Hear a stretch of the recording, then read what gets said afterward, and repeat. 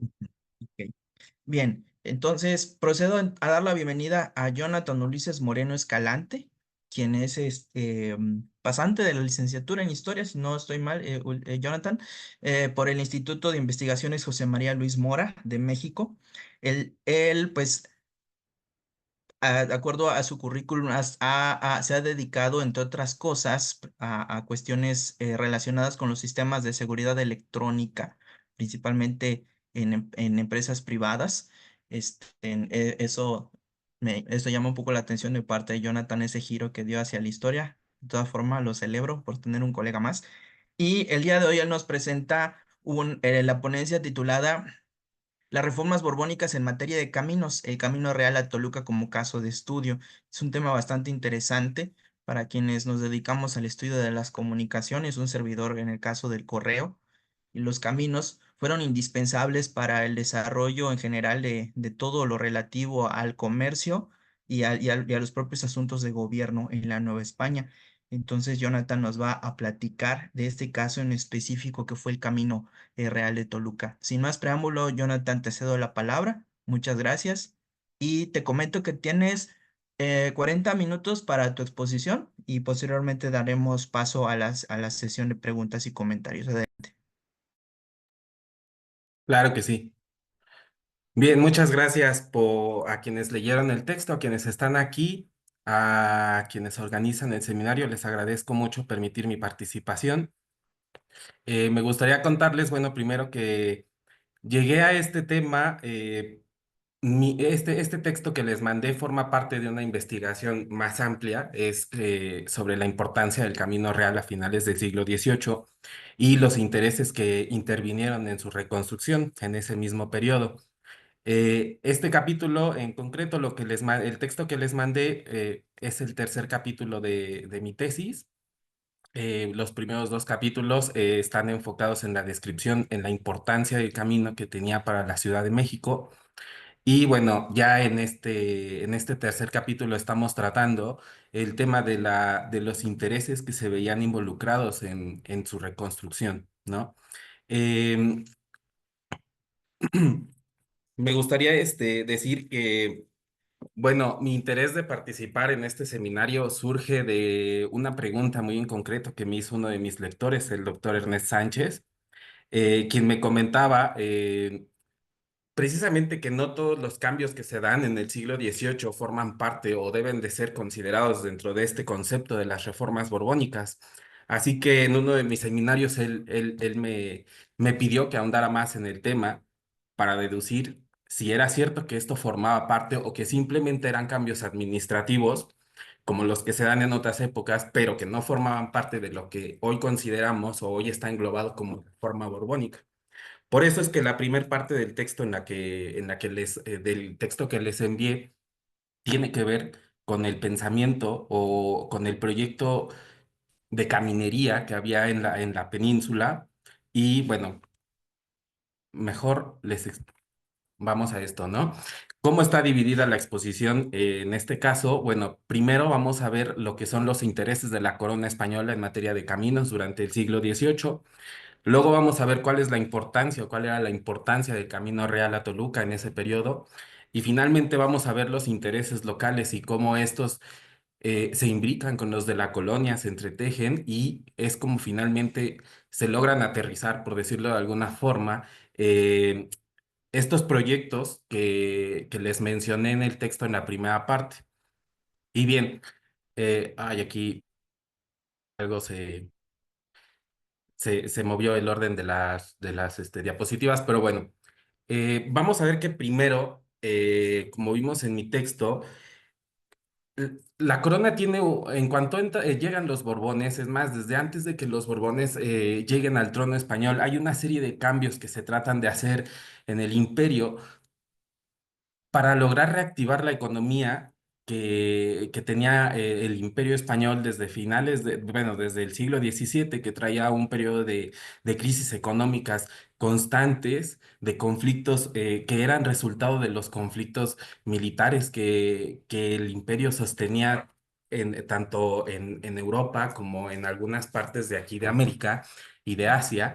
Y entonces cuando llegan los Borbones y llegan con sus ministros, estos ministros de los que les hablé en la primera parte de mi texto, empiezan a emitir una serie de tratados en los que los caminos figuran como un instrumento para impulsar la economía, para agilizar no solamente las comunicaciones, sino para impulsar la economía del imperio, de modo de que incremente el comercio interno, de que incremente también la recaudación fiscal y por ende también la extracción de materias primas.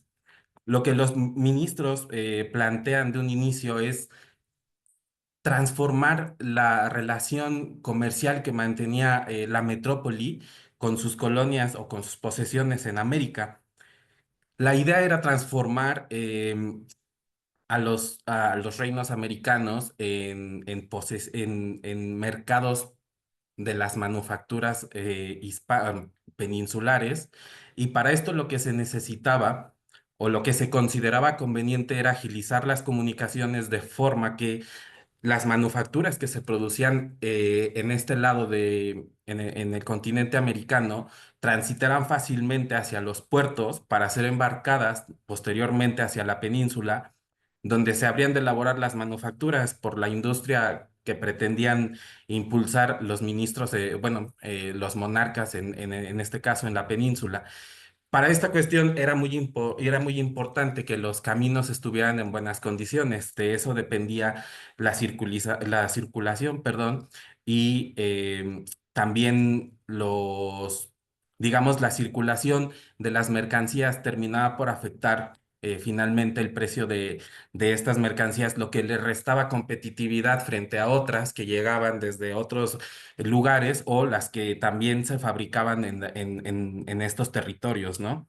Y vamos a ver o hemos visto cómo estos cambios o esta intención de modernizar la red viaria hispana, pues finalmente, durante casi todo el siglo XVIII, pues va de fracaso en fracaso por este tema de las arcas, ¿no? De la situación económica de la corona, que finalmente no logra concretar varios de estos proyectos, y no va a ser sino hasta el reinado de Carlos III, que ya llegan otros ministros, que ya este corpus ideológico que les mencioné en la primera parte de mi texto, logra plasmarse en leyes que van a ser aplicadas o van a intentar aplicarse en las colonias españolas. Y en este caso estamos hablando, bueno, en concreto de la ley de comercio libre de 1778 y por otro lado de la Real Ordenanza de Intendentes de 1786. Es decir, entre estos tratados de los que estábamos hablando, entre toda esta ideología que hay por parte de los ministros españoles, eh, de ampliar la red de caminos para lograr dinamizar la economía española o la economía hispana, hay una distancia de más o menos 60, 50 años para que esto se pueda poner en la práctica aquí en la Nueva España. Y bueno, como les decía, se va a hacer a partir de estas dos leyes, que es el Reglamento para el Libre Comercio de 1778 y la otra es la Ordenanza de Intendentes de 1786. Bien, quisiera ahora, sé que no les envié los mapas, entonces quisiera explicarles cuál era la importancia que tenía el Camino Real a Toluca para la Ciudad de México y para sus habitantes y para las autoridades tanto locales como virreinales a finales del siglo XVIII, y cómo es que se logra echar a andar toda esta maquinaria de leyes, o por así decirlo, para poner esto en práctica, ¿no? Y para llevarlo a cabo. Bien, bien, bueno, primero me gustaría describirles, el Camino Real a Toluca era una especie de nodo que articulaba a una serie de caminos que se extendían por el occidente de la Nueva España. A partir del Valle de Toluca o del Valle de Matlatzinco, que está señalado aquí con rojo, que es donde concluía propiamente el Camino Real a Toluca, se desprendía una red de caminos, la mayoría de ellos secundarios, eh, que comunicaban a la Ciudad de México con todas estas regiones que les señalo en mi mapa, muchas de ellas, que estoy, no sé si se vea que yo la estoy señalando, pero esta que está señalada en azul como la costa ganadera, esta de Michoacán, esta de San Miguel el Grande, eran espacios que producían una gran cantidad de ganado, una gran cantidad de cereales y que se comercializaban en la Ciudad de México. La Ciudad de México a finales del siglo XVIII tendría aproximadamente 120,000 habitantes, era una de las ciudades más grandes del mundo, la más grande del continente. Y a diferencia de estas zonas que les estoy marcando, sobre todo esta de la costa ganadera en la Intendencia de Guadalajara, que eran lugares prácticamente deshabitados, de un clima subtropical, abundantes lluvias, pocas pugnas por la tierra, entonces eran lugares muy propicios para la ganadería intensiva, sobre todo la de ganado mayor y algunos otros como Michoacán que destacaban más por su producción de cereales, mientras que San Miguel el Grande o esta región que está marcada en amarillo era una región que se dedicaba sobre todo a, a la recepción de ganado menor que provenía desde el norte de la Nueva España. Eh, y bueno, todos estos lugares, ¿cómo funcionaba el camino? Bien.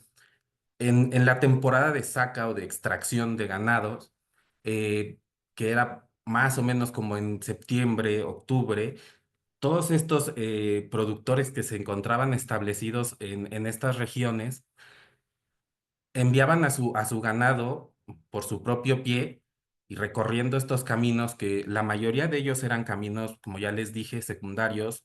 Muchos de ellos eran caminos que solamente se utilizaban precisamente en esa temporada. Era la temporada en la que esos caminos se abrían y después, pues normalmente, como no había tanto tránsito, tendían pues si no a desaparecer, por lo menos no tenían la importancia para estar todo el tiempo. Quizás no eran caminos empedrados, muchas veces nada más eran caminos que se disponían porque los había marcado el propio ganado en su tránsito. Todos estos lugares de gran producción de ganado enviaban sus vacadas, sus rebaños hacia la Ciudad de México, principalmente a través de esta serie de caminos que les marco. ¿Por qué? Porque hay que tener en consideración la importancia, bueno, que el ganado se desplazaba por su propio pie, había consideraciones climáticas que tenían que ver. Entonces se aprovechaba la geografía de este lugar que proporcionaba lluvias abundantes o que ya las había tenido y por lo tanto los aguajes estaban llenos, las presas artificiales que ya se hacían en ese tiempo para el ganado, había suficiente hierba en el camino. Entonces, poco a poco empezaba este desplazamiento, atravesaban toda esta región de lo que hoy es el estado de Jalisco, los estados de Nayarit, de Colima y bueno, que en ese entonces era la Intendencia de Guadalajara, atravesaban después por lo que es el Obispado de Michoacán, o lo que era el Obispado de Michoacán, para llegar finalmente al Valle de Toluca. En el Valle de Toluca se establecían dos de las ferias más importantes, ferias ganaderas, de lo que es el centro de la Nueva España. Y en este lugar, los encargados del abasto capitalino solían acudir y otros intermediarios, porque había varios, solían acudir a suministrarse. ¿Sí? En el Valle de Toluca, que está aquí señalado con rojo, era un lugar también de clima adecuado para el mantenimiento del ganado, con espacio suficiente, con agua suficiente, con hierba suficiente. Por lo tanto, también el propio ayuntamiento, por ejemplo, de la Ciudad de México poseía tierras en estancias ganaderas en el Valle de Toluca. Llegaban los encargados, el postor o el obligado de la carne, sus representantes, adquirían grandes cantidades de ganado. Estamos hablando de que la Ciudad de México, según Alexander von Humboldt, eran 16,000 reses aproximadamente y esa es una cantidad impresionante para la época y sobre todo si tenemos en consideración que el ganado se va desplazando por su propio pie y que muchas veces algunos son novillos, otros son becerros. Entonces, por eso es que se elegía esta ruta, porque aparte pues quedaba, ¿no? Quedaban en los caminos. Y luego en el Valle de Toluca permanecía un pequeño periodo antes de ser nuevamente remitido hacia, bueno, más bien remitido hacia la Ciudad de México.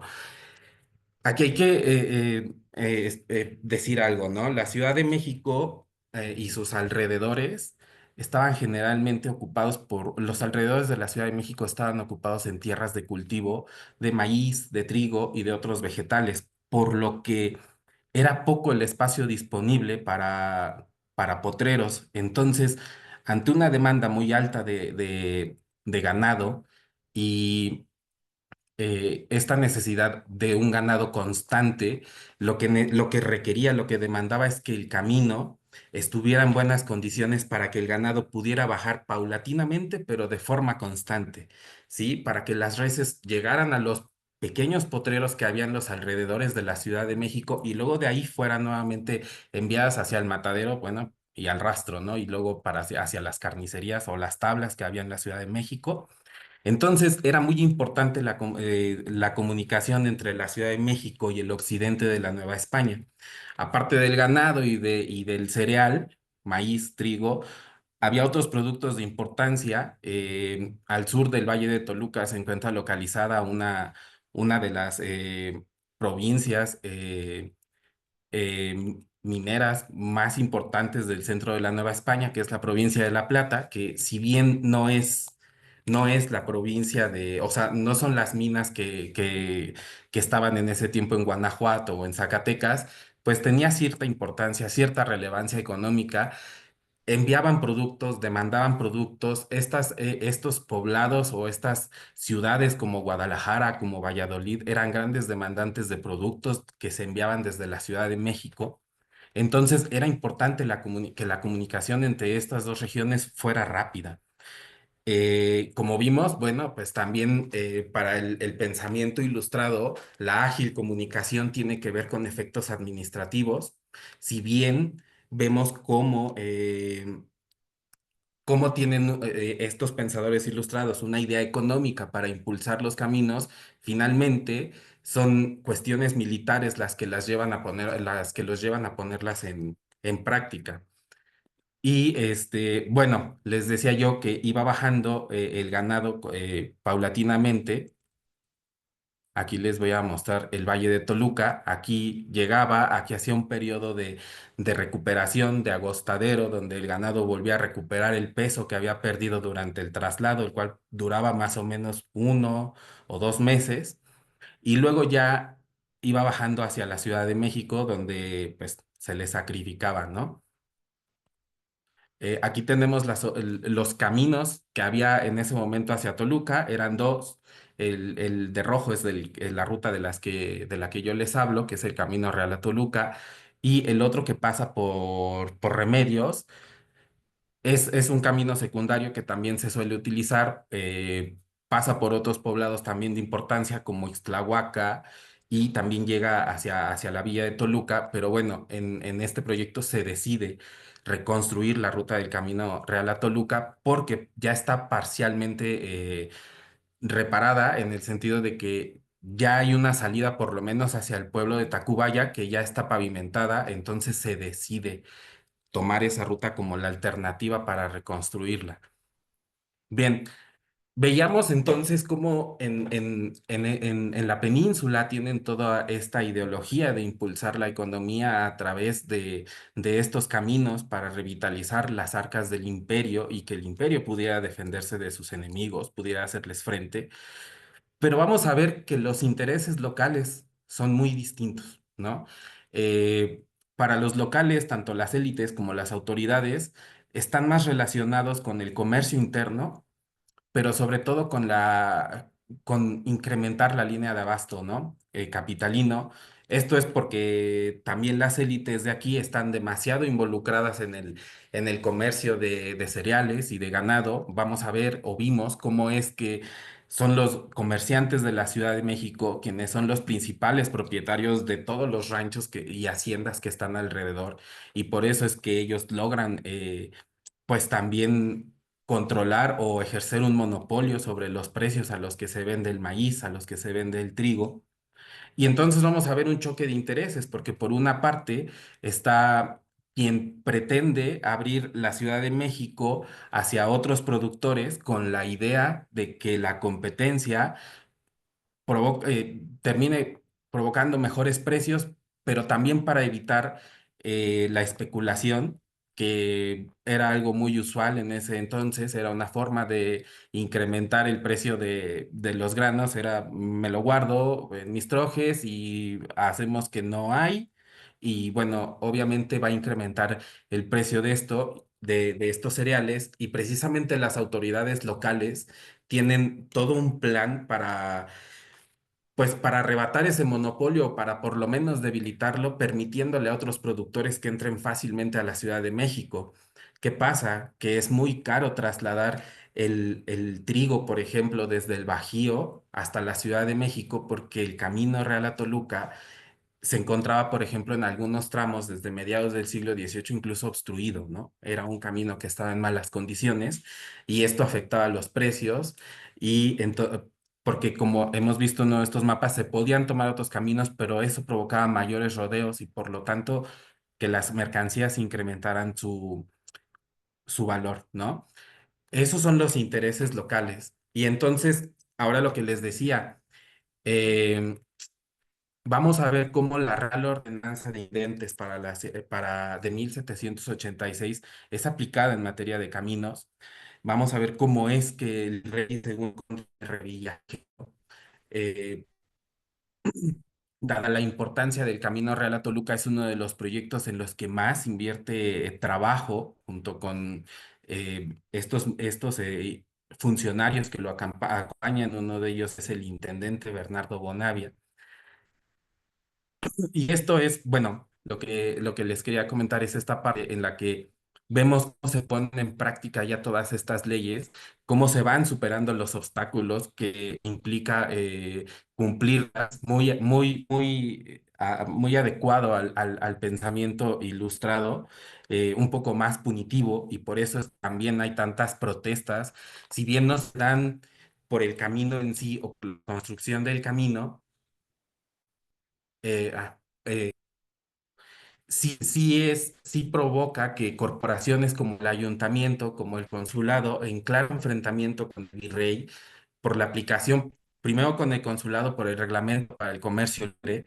Hemos visto cómo el consulado, a pesar de que sus socios también se beneficiaban de la reconstrucción de este camino, no quisieron participar, lo cual es extraño en el siglo XVIII, cuando unos 2 años después son los miembros del consulado los que patrocinan o por lo menos ponen el financiamiento para la reconstrucción del camino a Veracruz. En este van a permanecer en silencio porque no es afín a sus intereses, es un camino más afín a esta idea de la ilustración, de agilizar la circulación de mercancías de comercio interno, mientras que a ellos les interesa más reconstruir el otro camino porque se les permite continuar con el comercio externo y por lo tanto continuar controlando la circulación de la plata, que es, si no me equivoco, lo que más les interesa, ¿no? Bueno, ya vimos que ya en la ordenanza de intendentes, ya hay una asignación de las funciones de quién debe reconstruir los caminos. Ya no es una cuestión que se ceda a los ayuntamientos o a las corporaciones como se hacía anteriormente durante el periodo de los Austria, y que es una de las cosas que más se critica. El abandono en el que se encuentra la red caminera es precisamente resultado de que ya no hay un interés de las corporaciones por rehabilitar los caminos, y entonces es directamente el Corona quien, a través de sus funcionarios, en este caso el intendente o los intendentes de provincia, son asignados con la función de supervisar, de llevar a cabo, de ejecutar esas obras públicas. No solamente eso, también es muy específica la ordenanza de intendentes sobre cómo se van a financiar y quién va a autorizar el gasto que se haga en obras públicas de este calibre, y para eso se modifica la Junta Superior de Real Hacienda, y ya es la Junta Superior de Real Hacienda la que tiene que revisar los libros del ayuntamiento para ver si es justificable, por ejemplo, la imposición de un nuevo impuesto, como es el caso del peaje, ¿no? Entonces, bueno, aquí hemos visto cómo se logra, cómo el Camino Real a Toluca Es una obra que se hace fundamentalmente por instrucción del virrey de sus intendentes, y sí hay una conjunción con los intereses locales, que en este caso es José Antonio Pérez de Soñanes, que es un minero que está establecido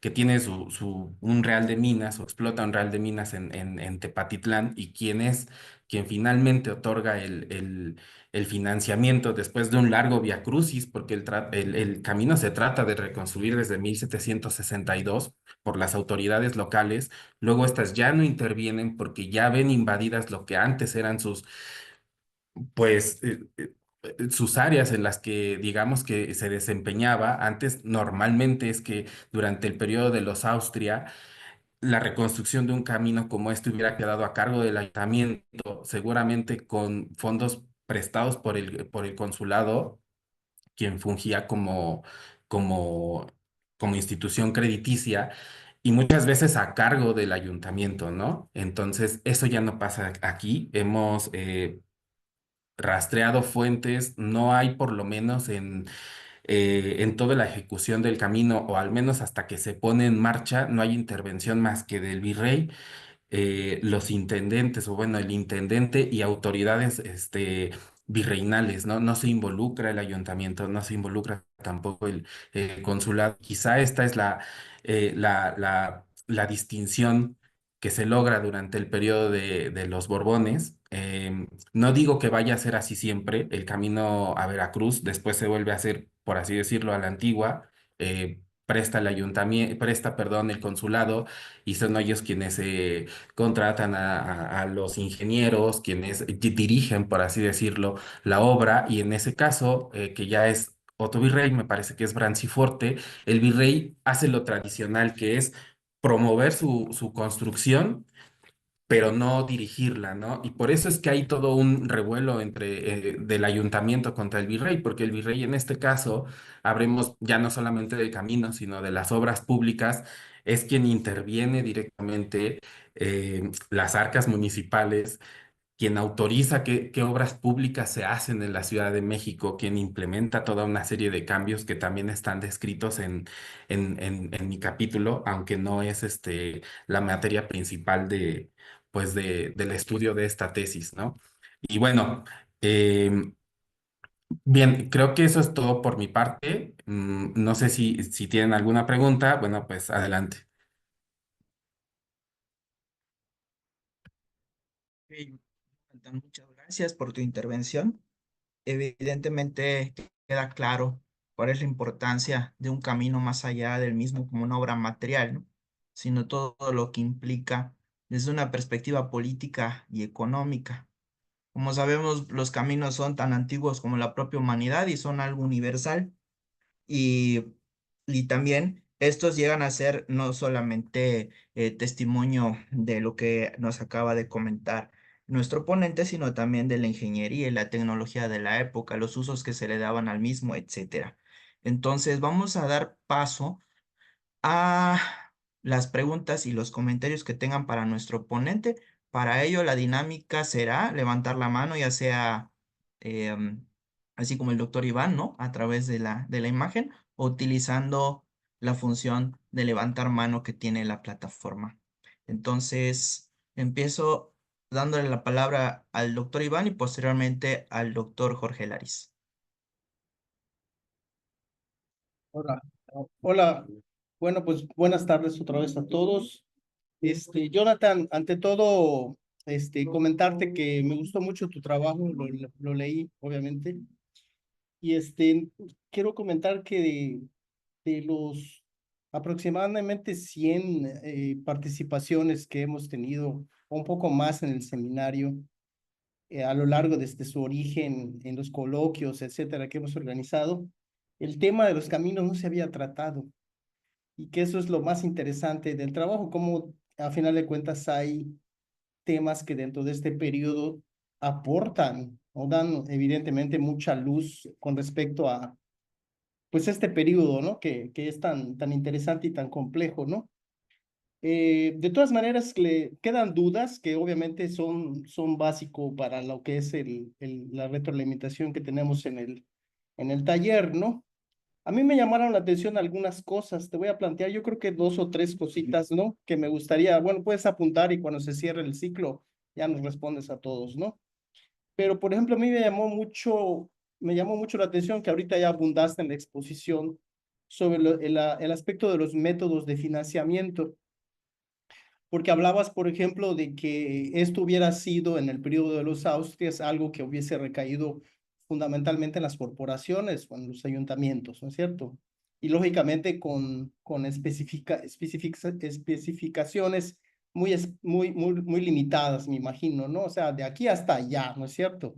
No una cosa que implicara, ¿no? Una integración, por decir, económica o de comunicación, que ese es un aspecto interesante que ya se ve en esta etapa.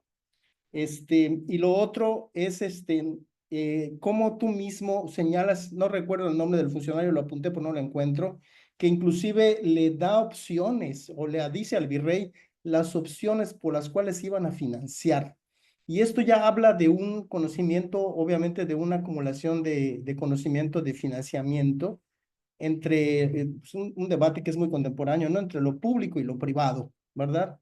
Y entonces a mí sí me gustaría, si pudieras tú diferenciar esto más o menos o de dónde proviene, porque recuerdo que esto ya era algo que aplicaban los romanos.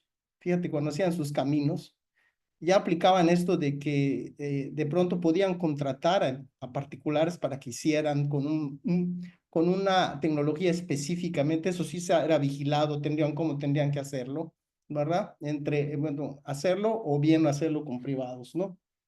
El otro aspecto que me llama la atención, lo que me llamó mucho la atención es el conflicto con los consulados, ¿no?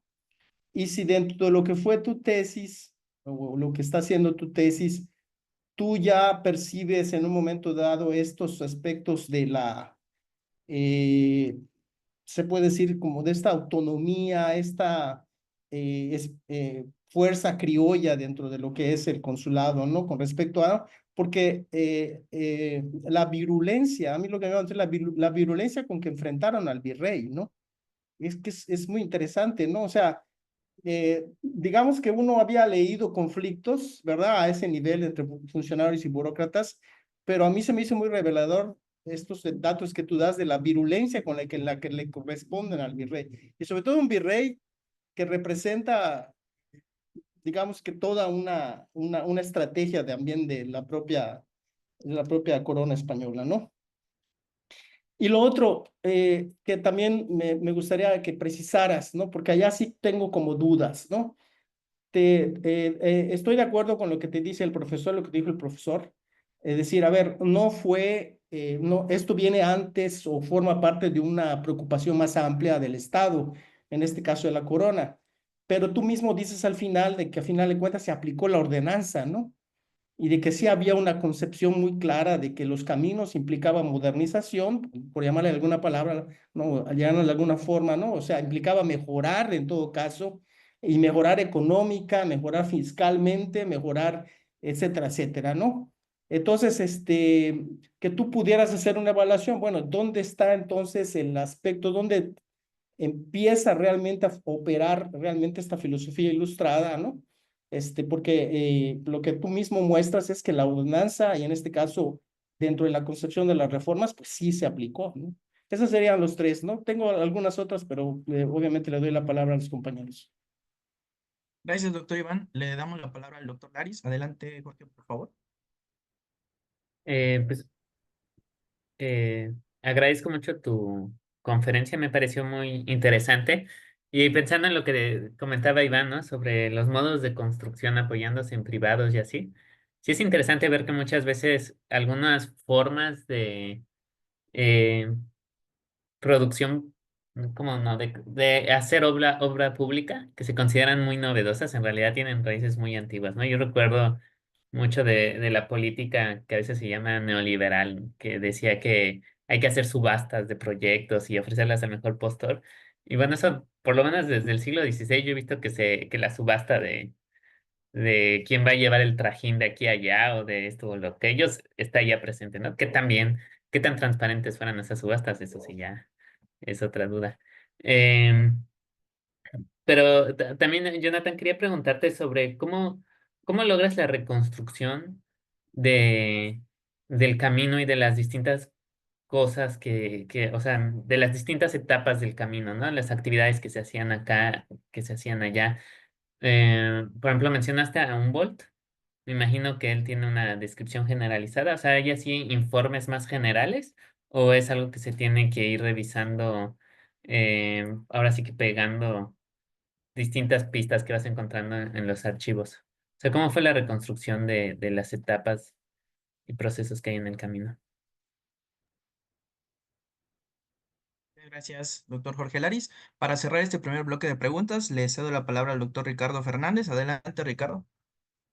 Hola, muchas gracias, Israel. Nuevamente un saludo a todos y agradecer a Jonathan por tan interesante presentación.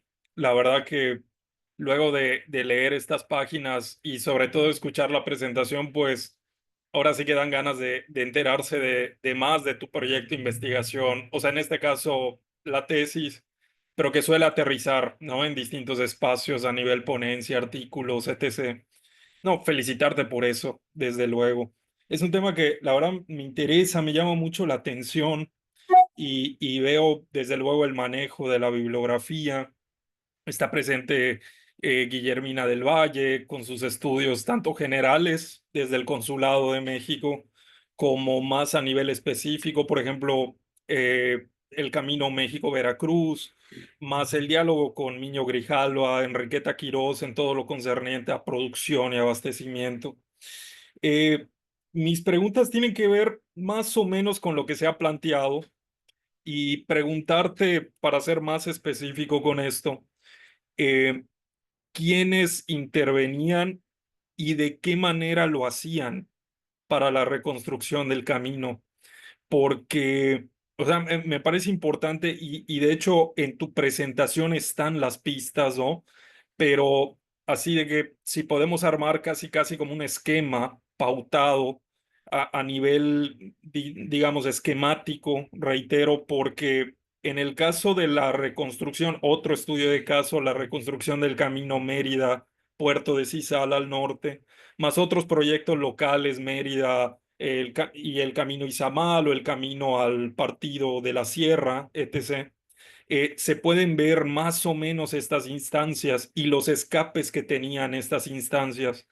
En el caso de Yucatán inicia con una manifestación de los comerciantes que utilizan al Cabildo de Mérida y de Campeche. Hay una pequeña distinción con lo que hemos escuchado.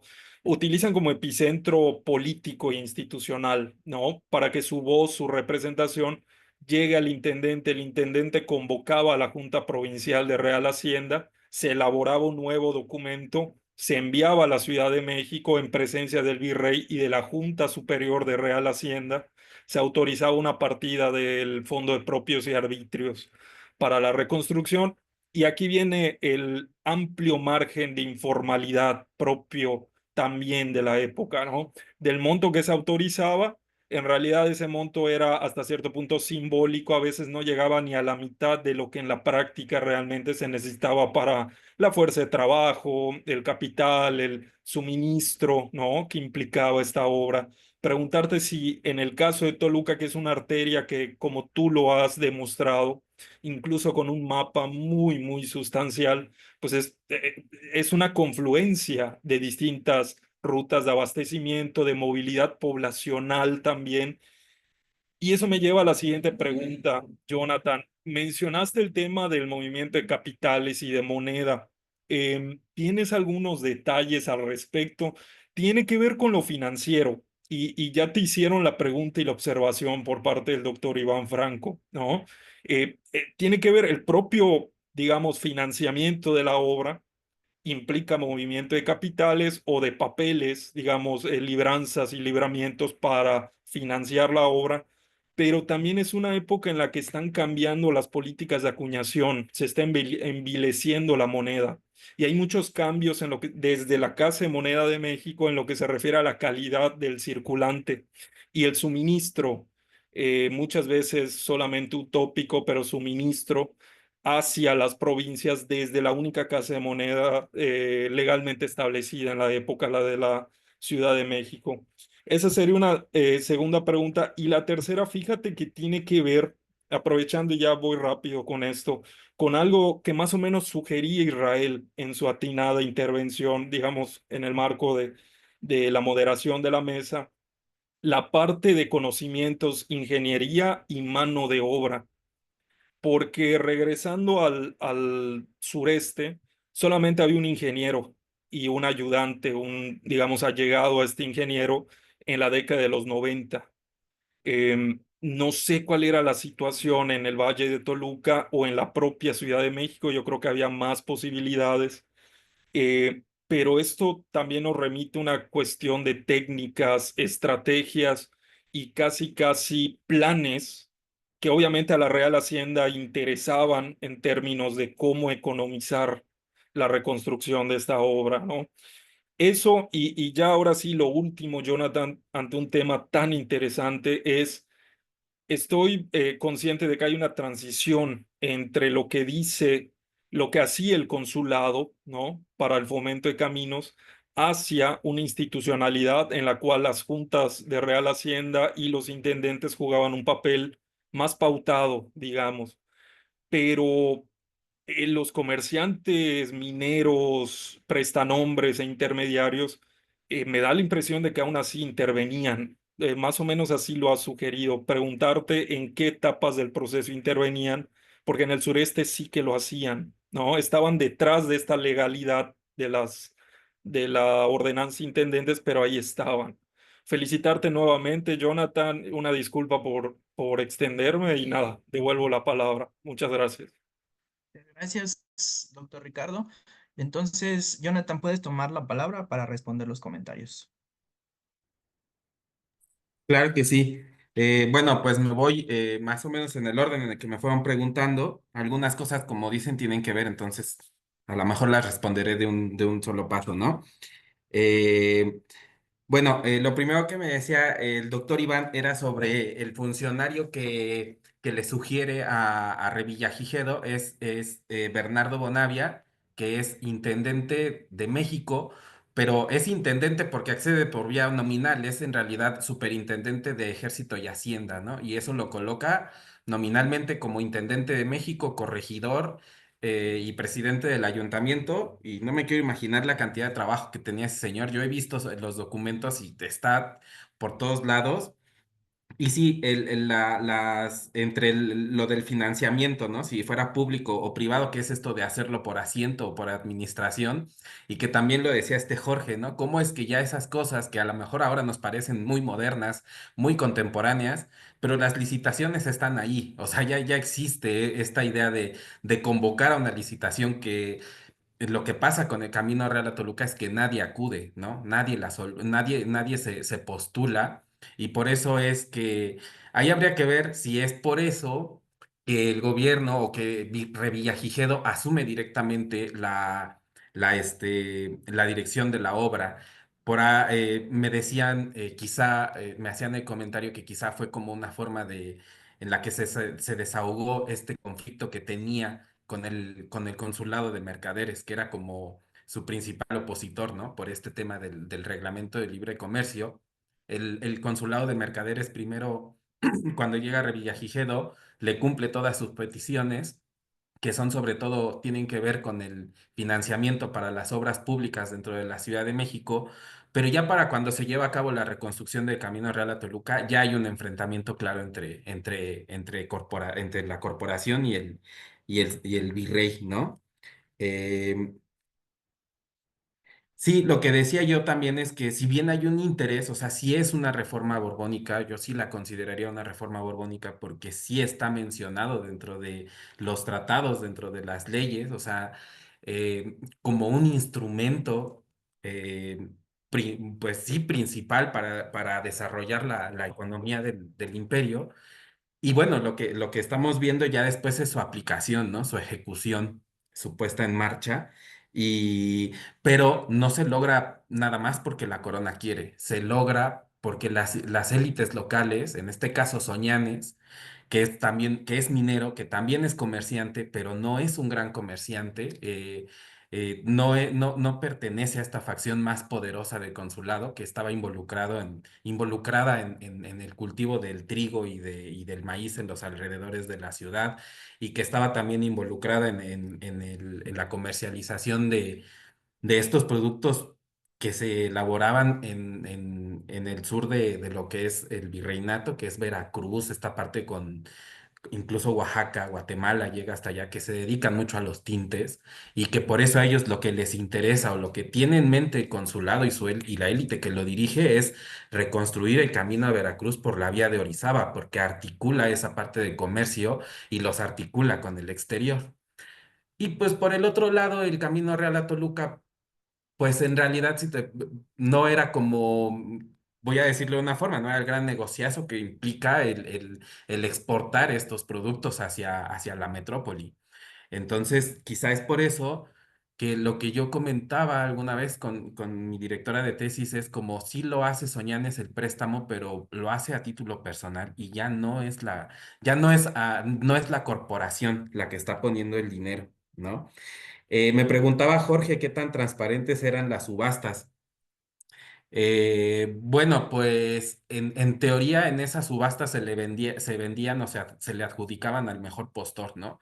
El que ofrecía el mejor precio y las mejores conveniencias a cambio del pago era quien se llevaba el contrato, por así decirlo. Pues no hay tanto en ese entonces la idea de transparencia y no, y no está como tan mal visto. Pues que sea como un cambio, no hay esta idea de conflicto de intereses, ¿no? Entonces, pues no, pues seguramente eran arreglos personales con el virrey o con las autoridades. Es muy probable que, por ejemplo, este préstamo que hace Pérez de Soñanes haya sido previamente pactado con el virrey a cambio del título de nobleza. Porque pues era antes de ser el conde de la Contramina, pues tenía un rango menor, fue alguien que se enriqueció llegando a la a la Nueva España. Sí, Y una duda. Las subastas eran, o sea, como por un periodo llegaban las propuestas o más bien era una reunión pública, ¿no? Así como la de las obras de arte, se, ¿cuánto dan por esta vasija? se reunían, digamos que cada postor iba y dejaba pues digamos su oferta y luego si eran públicas, no, no tengo, o sea, no estoy como tan especializado en el tema de obras públicas porque tampoco hay como tantos ejemplos. Pero, por ejemplo, en lo que era la postura de la carne, sí era un asunto de que era pública la subasta ya en el momento en el que se decía. Generalmente estaban el corregidor o algunos síndicos del ayuntamiento y seguramente alguna autoridad virreinal también. Sí, sí era público en parte, ¿no?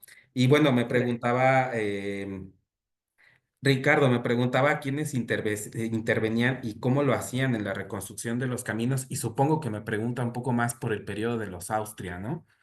Pues decía yo que eran las corporaciones las que se encargaban, muchas veces lo hacían las corporaciones como los ayuntamientos, a veces también lo hacían los conventos, que eran o sea, había esta idea de que el que fuera más beneficiado era el que tenía que poner más para llevar a cabo la obra pública. Entonces, el ayuntamiento, por ejemplo, hacía reconstrucciones o pequeñas reparaciones empleando la mano de obra indígena que les correspondía por repartimiento. Pero esta ya era una obra muy importante y era, digo, por ejemplo, yo en esta investigación he consultado varias veces los volúmenes de lo que es caminos y calzadas en el Archivo General de la Suelo contar Nación las hojas de los y libros más o del menos curso. entre 22 volúmenes que está compuesta esa colección, como 10 u 11 corresponden al Camino Real a Toluca. Entonces, o sea, sí fue una obra muy demandante, creo y pienso que es muy poco estudiada, la verdad, para la importancia que tenía ese camino. Y, pero sí, eran antes los ayuntamientos, lo hacían a través de la mano de obra indígena, ¿no? El dinero de la casa de moneda, bueno, la moneda más bien, ¿no? La plata acuñada En el caso de Camino Real a Toluca hay hay varios documentos de que era muy importante para suministrar el carbón hacia la Casa de Moneda. No he encontrado sobre la movilización como tal del circulante, pero sí he encontrado que para la Casa de Moneda era muy importante el carbón y la leña que les llegaba desde estos pueblos del Valle de Toluca como Coyoacac, que es más o menos por donde está la Marquesa, si se ubican por ahí, y que son zonas muy boscosas y que son pueblos de indios que se dedicaban a la elaboración del carbón y que incluso posteriormente, ya cuando se establece el peaje, ellos inician un juicio para que a ellos se les condone el pago de este impuesto y lo logran bajo este argumento del bien común, se les da y ellos no pagan, siempre y cuando sea carbón lo que estén transportando. Sobre la mano de obra e ingeniería, bueno, he investigado también, no forma parte de este trabajo, pero la mano de obra, o sea, y a ver, para empezar, hay también una reforma, las reformas también influyen en la manera en la que se educan los ingenieros encargados de estas obras. Se establece una Real Academia de Matemáticas en la península, donde me parece que Mascaró forma parte de esta academia. Entonces ya los ingenieros, tan solo los mapas que se elaboraban ya en ese momento ya son todos científicos, ya no, o sea, no todos, todos científicos en el sentido de que ya son con coordenadas, con relieve, con orografía, ya son más reales, más aproximados a lo que estamos acostumbrados hoy a ver como un mapa. Y bueno, en cuanto a la técnica de construcción que siguen estos caminos es muy similar a la que se siguen las calzadas romanas. O sea, se abre un cajón dentro en donde va a ir la calzada. Se ponen piedras muy grandes hasta abajo, luego se van rellenando, o sea, se hace mampostería, se hacen drenajes, se hace con una costilla que va en medio y que tiene una inclinación hacia los lados para desaguar el camino. Entonces, pues sí, estamos en el periodo como donde estaba en auge el neoclásico y también, o sea, también está aplicado a la construcción de los caminos. Eh, y sobre la mano de obra que se ocupó, en parte se ocuparon algunas personas de los presidios. Se llevó a cabo en dos partes la obra, eran dos equipos de trabajo, por así decirlo. Unos empezaron a trabajar desde Toluca hacia la Ciudad de México y otros desde la Ciudad de México, o más bien desde Tacubaya hacia Toluca, para encontrarse en lo que es el Monte de las Cruces, que es la parte digamos que es el punto medio de la trayectoria del camino, ¿no? Y pues creo que es todo. No sé si haya, sobre de estas preguntas, no sé si alguna se me haya escapado, pero bueno, consideré haber respondido todo. Si hay algo más, pues adelante. Muchas gracias, Jonathan. Vamos entonces a dar paso a una segunda ronda de comentarios. En primera instancia ya tiene aquí la mano levantada la doctora Karen Mejía. Adelante, doctora, por favor.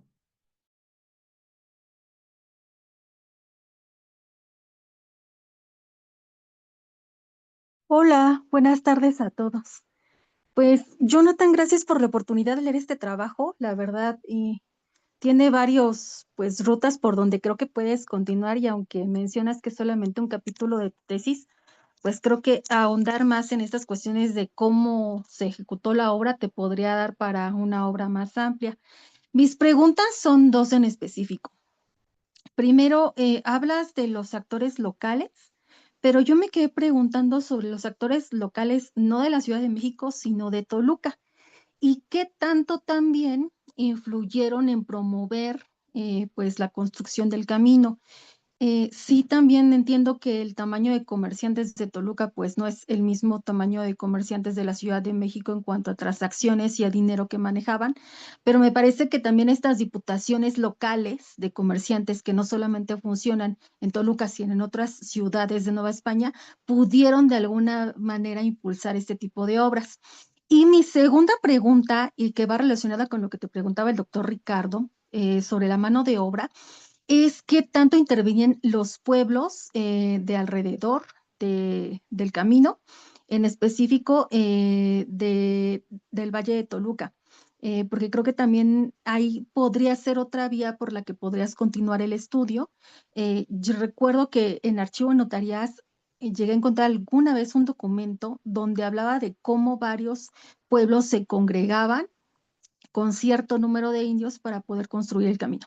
Y la tercera que agregaría es qué tanto también tiene que ver una política, si se quiere mencionar así, de seguridad de los caminos para que también se estén impulsando este tipo de proyectos que ya son ilustrados y que también implican un ordenamiento.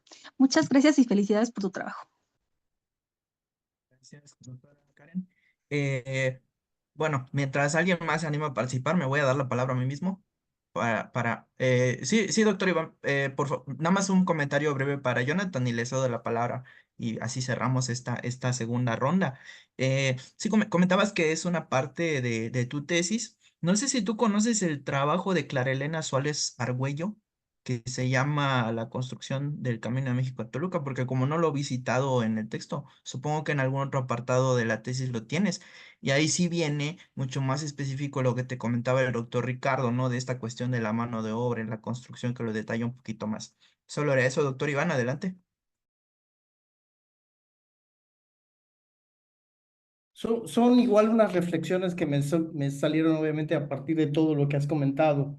Lo primero, esa cantidad de tomos de archivo que hay del Camino Real, ¿no? O sea, yo no sé si eso ha sido base, pero eso obviamente da para una tesis mínimo doctoral, ¿no?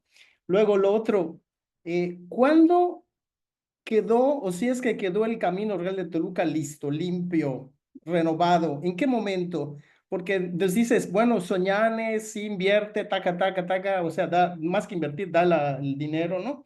Y bueno, ¿y cuándo quedó? ¿Funcionó? Porque estamos hablando, tú describes claramente, y Ricardo de alguna manera lo plasmó, porque esto te da una noción o nos da una noción de lo que la Nueva España era, lo que el proyecto Borbón está empujando en este momento, es una integración del centro-occidente.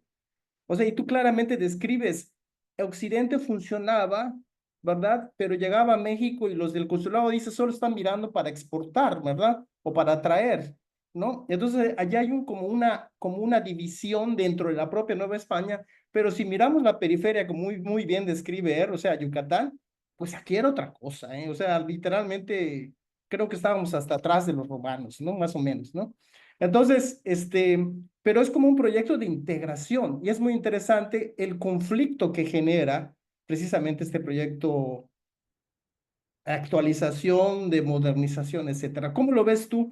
Porque obviamente hay mucha riqueza de datos en tu trabajo y que, como dice también Karen, pues da para muchísimo, ¿no? Y eso queda claro en los dos elementos que tú has observado, que son obviamente el reglamento del comercio del 78 y la ordenanza. Los dos están imbricados, ¿no es cierto? Y eso es con lo que va a operar el poder político.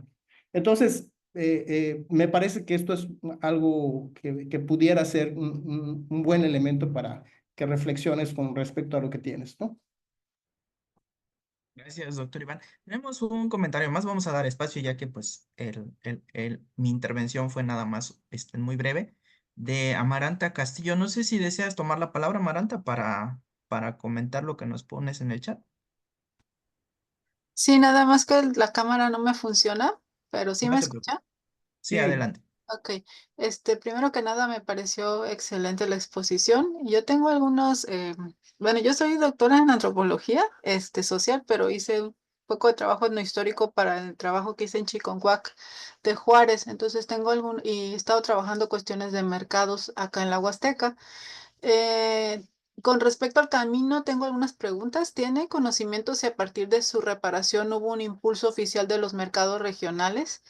Y otro asunto que, aunque no es tema de su tesis, cuando yo estuve trabajando en Chiconcuac y viendo archivos y demás, me topé con que esa zona que usted habla, desde donde movilizaban el ganado hacia Toluca, también era la zona de abastecimiento de lana para el área de Texcoco.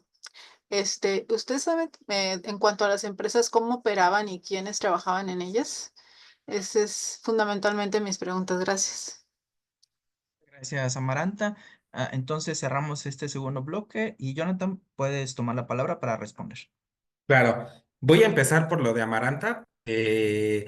Sí, mira, mire, cómo se movilizaba el ganado. Lo que pasa es que había muchos pequeños productores diseminados en esta parte que les enseñé en los mapas. Eh, los voy a volver a proyectar el mapa.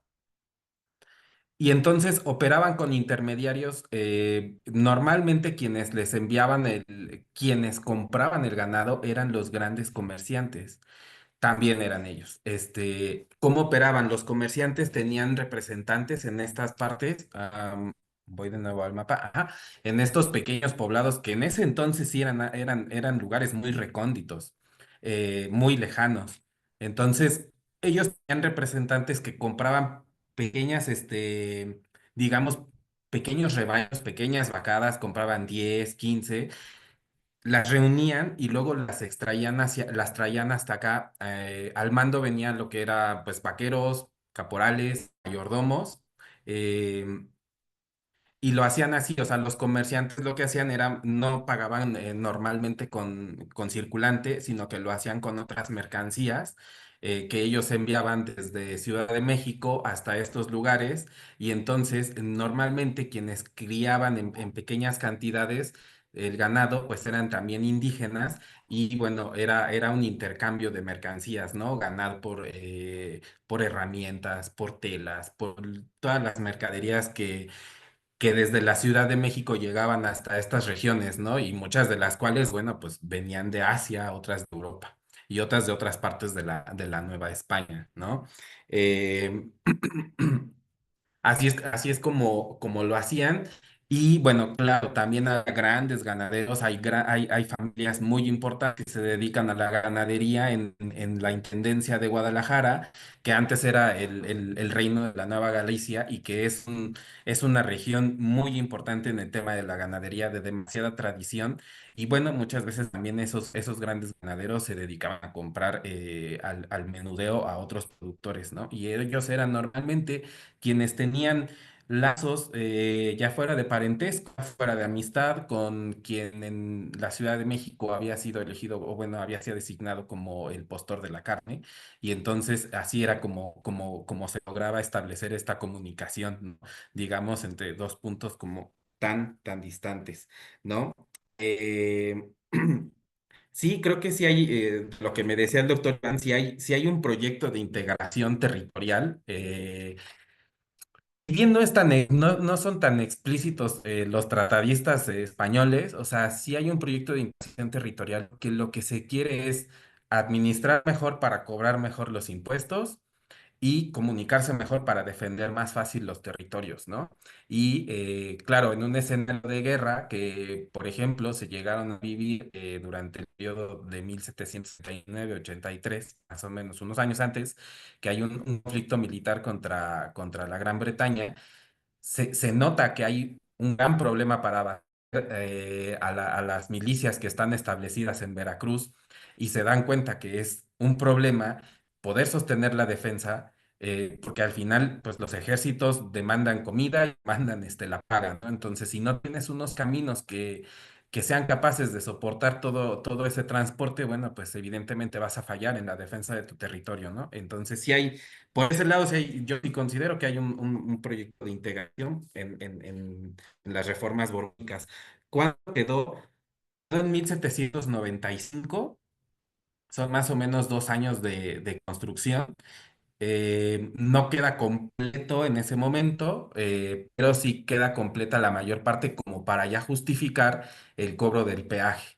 Y bueno, pues sí, claro, después hay algunas denuncias de que hay tramos que quedaron mal, que se tienen que reconstruir. Despiden a Mascaró, también a García, que es el subdirector de la obra. O sea, ya se oyen unos nombres también, unos nombramientos de funcionarios pues, muy administrativos, ¿no? O que estamos acostumbrados a encontrar hoy en día, ¿no? Director de la obra, el ingeniero Mascaró, ¿no? Y el subdirector fue Diego García Conde. Sí, sí queda. Eh, bueno, es que leí en el chat si había una política de policía Y por policía, me pregunto yo si es la que me hicieron de seguridad, en el que si había una política de seguridad, supongo que para el transeúnte o para el Perdón. caminante. Perdón, eh, perdón la interrupción, Jonathan, perdón, sí. solamente puntualizar.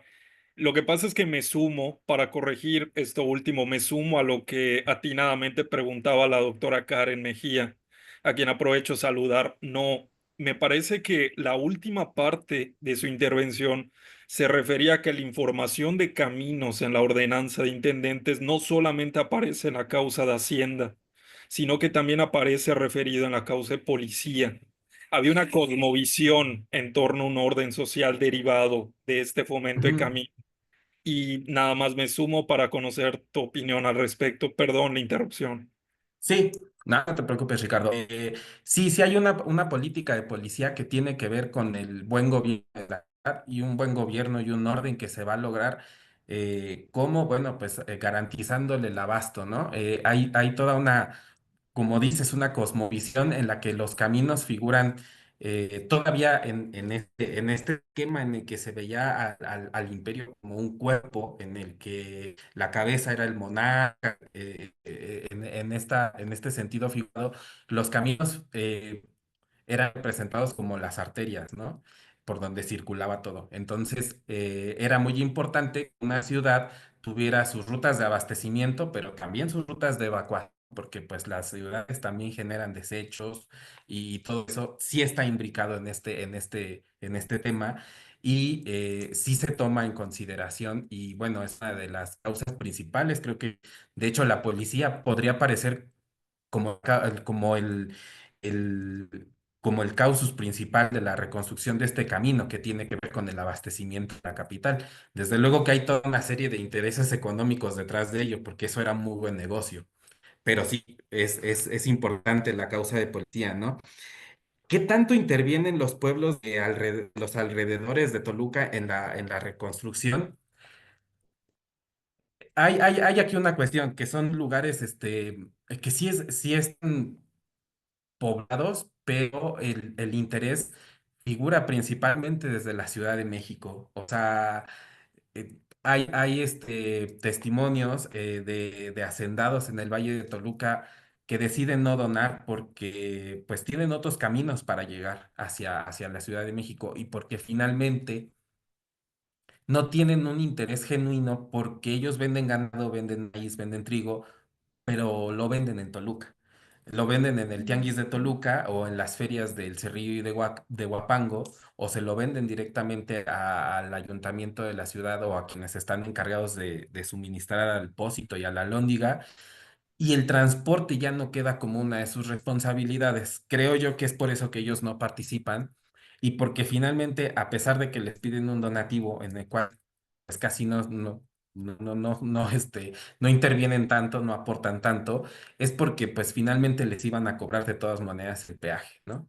Entonces, pues no hay una gran participación allá, no la hemos encontrado a pesar de que hay importantes hacendados establecidos ahí, o bueno, no están establecidos en Toluca, viven en Ciudad de México, pero está la hacienda de La Gavia y la de Atenco, que son de las más importantes y que le pertenecían a familias muy poderosas y no se involucran de ninguna forma.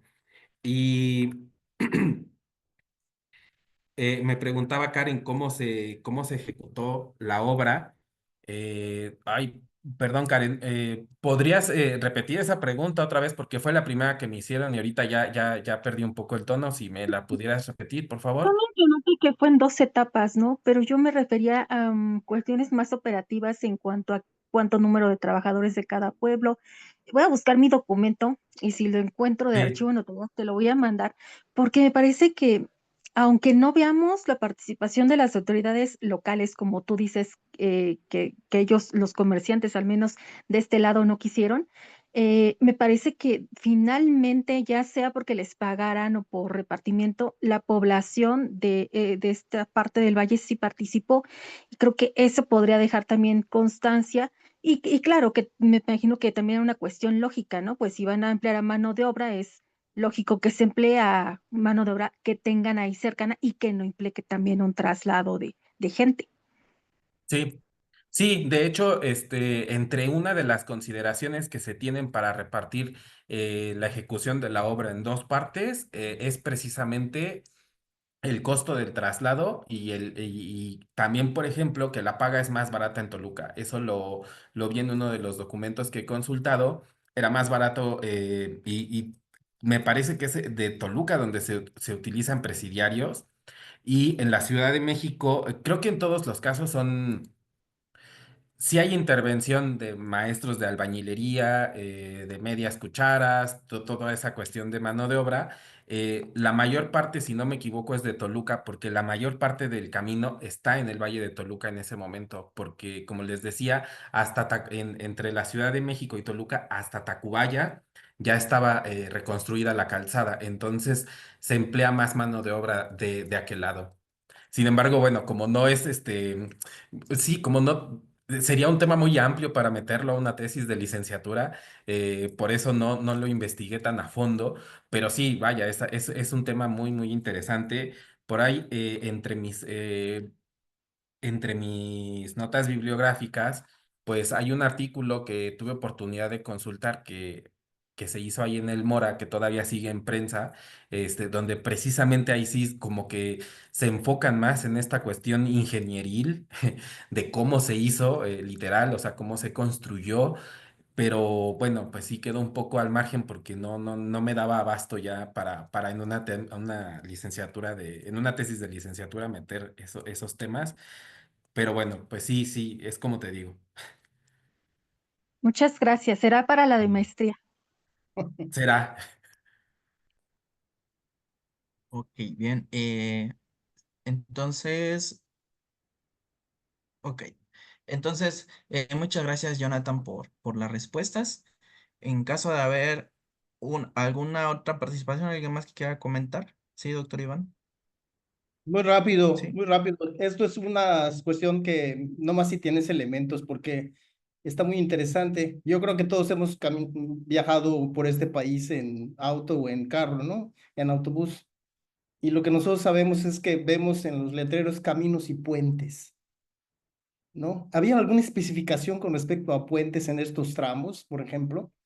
Eso es obviamente si tú tienes alguno, porque esto ya implica otro tipo de, por decir, conocimiento también de ingeniería, etcétera, ¿no? Etcétera, etcétera.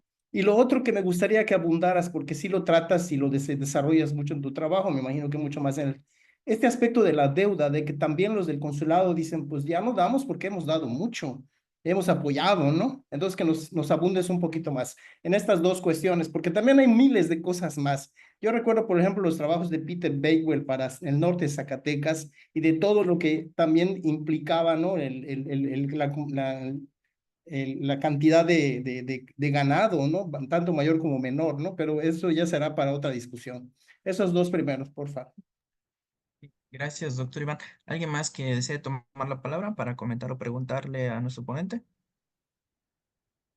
Bueno, en ese caso, Jonathan, adelante, por favor, con tu respuesta. Sí, sí, hay todo. De hecho, de las ordenanzas que menciono, hay una ordenanza de correos y postas en donde ya se especifica cómo debe de ser la señalización e incluso cómo deben de funcionar pues sí, las postas que son lugares donde los viajeros se detienen a comer y a hospedarse. Sí hay toda una reglamentación en donde debe de haber aguajes para los animales. Y precisamente, si es una cuestión controlada, de hecho, es una parte interesante de mi tesis porque en los seminarios alguien me decía, oye, pero está el camino real de tierra adentro, ¿no? ¿Por qué no? O sea, yo no puedo asegurar en mi tesis que todo el ganado se condujera por este lado. Lo que sí puedo decir con seguridad es que creo que o sea, dado que el ganado viene por su propio pie, viene desbaratando también el camino. O sea, viene desbaratando los caminos, les viene provocando un montón de desgaste y por eso es muy probable que hayan utilizado rutas secundarias para, si lo vemos de una manera general, primarias para el camino, ¿no? Y que tiene, para el ganado, perdón. Secundarias porque la minería no se mueve ahí y el camino real de tierra adentro es sobre todo un camino para la minería y se necesita que esté en buenas condiciones y aparte atraviesa por unos territorios mucho más secos, mucho más desérticos.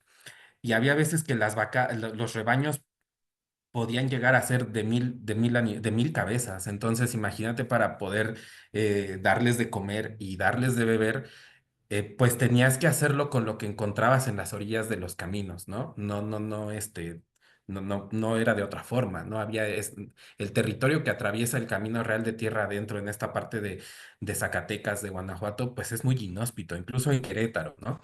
Entonces sería muy difícil mover por ahí. Y aparte de eso, bueno, pues el camino real a Toluca o lo que ya el conjunto de todos estos caminos que les hemos llamado la Ruta de Occidente, pues hacían una escala en el Valle de Toluca. Y en el Valle de Toluca lo que sobraba era, lastimosamente ya no es así, era agua y pasto y espacio, ¿no? Entonces, era un muy buen, o sea, logísticamente para la ganadería de ese tiempo, era un muy buen lugar llegar y reposar ahí a los animales para que se pudieran reponer y recuperar peso antes de que llegaran a la Ciudad de México. Entonces, por eso es que sí, es muy probable que esta fuera una ruta principal para el ganado, ¿no? Y algo más que quizá me gustaría nada más agregar y que no dije durante mi presentación es, y que quizá no sé si todos los historiadores deberíamos de ver, y algo que normalmente estoy acostumbrado que me decían en mis clases, cuando tomé clases de interpretación de imágenes y todo eso, decían que las imágenes no solamente son elementos descriptivos, sino que también sirven para plantearse nuevas preguntas de investigación. Y creo que esto se podría adaptar perfectamente al mapa, ¿no? A los mapas. Para esta investigación, la elaboración de la cartografía ha sido muy importante. Yo la pensaba dejar al último, pensando en esta idea de, pues sí, para describir eh, de lo que estoy hablando. Pero no, la verdad es que a instancias de mi directora de tesis y también de la directora del seminario, que es la maestra Alicia Salmerón, que me instaron a hacer mapas desde ese momento, pues sí, también al verlos ya cambiaron las preguntas, ¿no? Porque ya cuando plasmas el camino ahí y te empiezas a encontrar otros mapas de otras regiones y empiezas a conectar como si fuera un rompecabezas. Alguien me preguntaba que cómo había ido encontrando o anudando la información. Pues fue de esa forma, ¿no?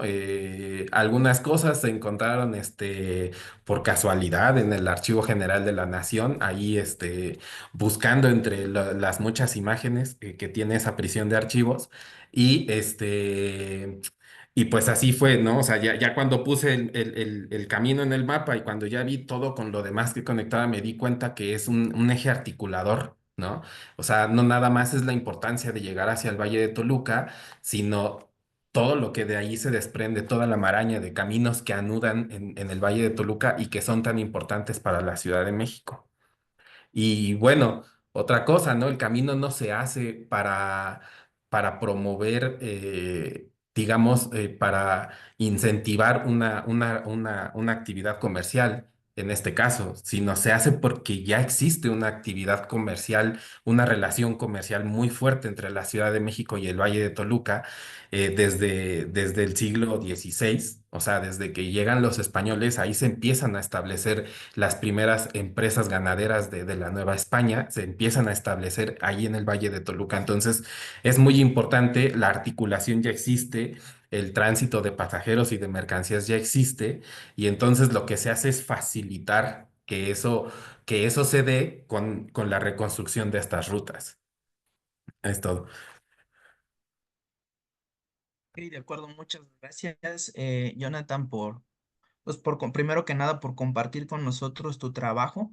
Desde luego, también agradecer las puntuales e interesantes respuestas que diste a los comentarios. Al mismo tiempo, agradecer las intervenciones de aquellos que tomaron la palabra. Vamos entonces a proceder al cierre de la sesión con un breve comentario que quiero hacer, redondeando un poco lo que abordamos el día de hoy. Es interesante, como bien dices, el uso y la importancia de un camino va más allá de los intereses que podemos considerar obvios, como el del comercio y el traslado de las personas, puesto que viéndolo desde una perspectiva, en un sentido pragmático, un camino sirve para llegar de un lugar a otro, ¿no? Es decir, de A a B, como una línea en el plano. y esto pues sí demuestra que con ello había intereses también políticos de por medio, lo que ya comentamos, el involucramiento de la tecnología, cuando mencionas también el hecho del tránsito del ganado. Inmediatamente pensaba igual ese de que el ganado destruye los caminos, era el principal enemigo de los caminos y también erosionaban el terreno y más que nada ahí es donde intervenían las cañadas y las veredas que también eran aprovechados para la circulación, pues ahora sí que del contrabando, todas estas cuestiones irregulares que se movían, puesto que un camino formalmente establecido representaba una ruta, otro concepto que también comentabas, y quien controlaba la ruta, pues era quien a final de cuentas definía y valga la redundancia, controlaba todo aquello que transitaba además de las personas, animales, comercio y las propias comunicaciones. Em, También interesante lo que comentas acerca de la cartografía, que evidentemente nos proporciona una visión más amplia. No es lo mismo leer en los documentos las referencias y vamos a pensar el espacio que abarcaba o que incluía en un camino, que ya verlo plasmado en el mapa, ¿no? Entender verdaderamente el alcance geográfico, incluso combinándolo un poco con la lectura del paisaje, como bien atinadamente mencionabas, ¿no? El Valle de Toluca era pues abundante agua y lugares de pastoreo, cosa que si lo contrastamos con la actualidad ya no tiene nada que ver. Y y que el doctor Iván también comentaba en su momento que no miramos de manera detenida ciertas cosas, tal vez por su cotidianidad. Es el mismo caso de los caminos, ¿no? Los caminos que han existido desde siempre los vemos con tanta normalidad que no nos detenemos a estudiarlos y a entender sus dinámicas, cómo surgen y el uso que tuvieron. No por nada, como igual mencionaste en tu intervención, también conocemos a los caminos como arterias, porque precisamente son la parte más importante del sistema circulatorio de un territorio, una región o en este caso de un virreinato. Entonces, a nombre de quienes hacemos posible este seminario, el doctor Iván Franco, la doctora Laura Machuca, la maestra Nay Mendoza y un servidor Israel Cetina, agradezco a Jonathan nuevamente y a todos los asistentes y quisiera aprovechar para invitarlos a nuestra próxima sesión que será el día 19 de marzo a las 17 horas, eh, que correrá a cargo del doctor Jorge Larispardo, que nos acompaña el día de hoy, y se titula Los conceptos de los censos a finales del dominio español en América. Entonces les hacemos una atenta invitación. También estará circulando esta información a través de nuestras redes sociales y el correo electrónico. Ya saben, cualquier duda, comentario o interés de participación nos pueden escribir. Y no me queda más que despedirnos y esperar contar con su asistencia y su participación en la próxima sesión. Gracias. Saludos y buenas noches a todos. Muchas gracias a todos. Hasta luego. Gracias. Muchas